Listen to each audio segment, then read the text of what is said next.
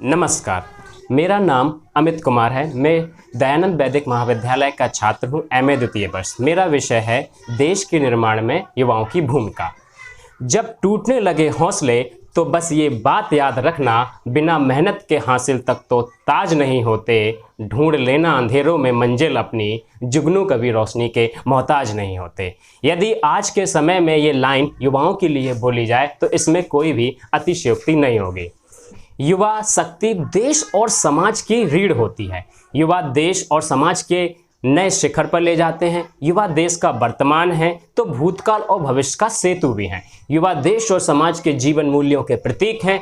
युवा गहन ऊर्जा और उच्च महत्वाकांक्षाओं से भरे हुए होते हैं। उनकी आंखों में भविष्य के इंद्रधनुष जैसे स्वप्न होते हैं। समाज को बेहतर बनाने और राष्ट्र निर्माण में सर्वाधिक योगदान युवाओं का ही होता है।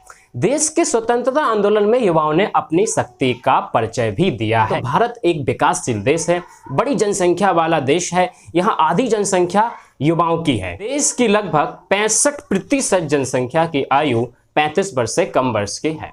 संयुक्त राष्ट्र की अगर हम रिपोर्ट के अनुसार माने तो भारत जो है सबसे बड़ी युवा आबादी वाला देश है। यहाँ के लगभग 60 करोड़ लोग 25 से 30 वर्ष के हैं और यह स्थिति 2045 तक बनी रहेगी।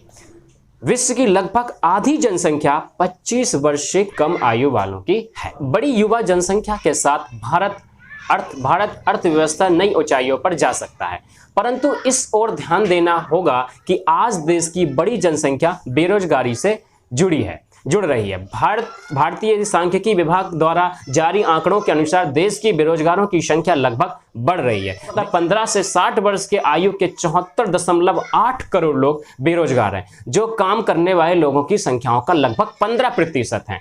जनगणना में बेरोजगारों का श्रेणीबद्ध करके गृहिणियों, छात्रों और अन्य में शामिल किया गया है।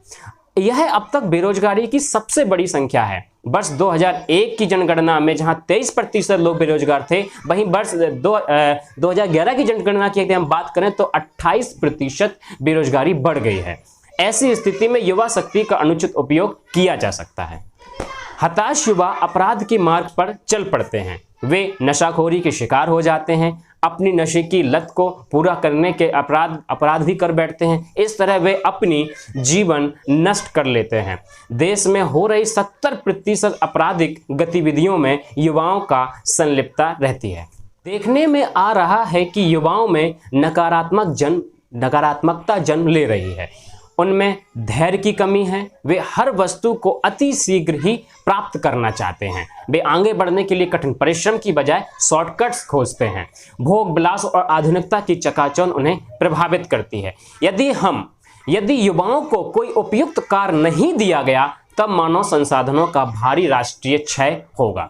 उन्हें किसी सकारात्मक कार्य में भागीदार बनाया जाना चाहिए। यदि इस मानव शक्ति को क्रियाशील को देश की विकास परियोजना में प्रयुक्त किया जाए तो यह अद्भुत कार्य कर सकती है। जब भी किसी चुनौती का सामना करने के लिए देश के युवाओं को पुकारा गया है तो ये पीछे नहीं हटे हैं, बल्कि प्राकृतिक आपदाओं के समय युवा आगे बढ़कर लोगों की मदद करते हैं। चाहे भूकंप हो, बाढ़ हो, युवाओं ने सदैव पीड़ितों की सहायता में दिन रात परिश्रम किया है। युवाओं के उचित मार्गदर्शन के लिए अति आवश्यक है उनकी क्षमता का सदुपयोग किया जाए।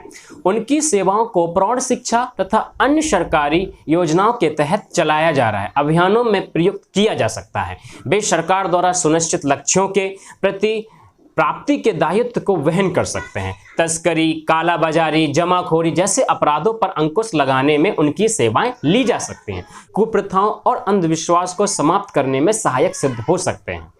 आतंकवाद के प्रति भी युवाओं को जागृति पैदा करने की आवश्यकता है। भविष्य में देश में लगातार बढ़ती जनसंख्या को पेट भरने के लिए अधिक खाद्यान्न की आवश्यकता होगी। कृषि में उत्पादन के स्तर को लगातार बढ़ाया जा सकता है। हम युवाओं की मदद इसमें ले सकते हैं। इससे जहां युवाओं को रोजगार मिलेगा, वहीं देश और समाज के हित में उनका योगदान भी रहेगा।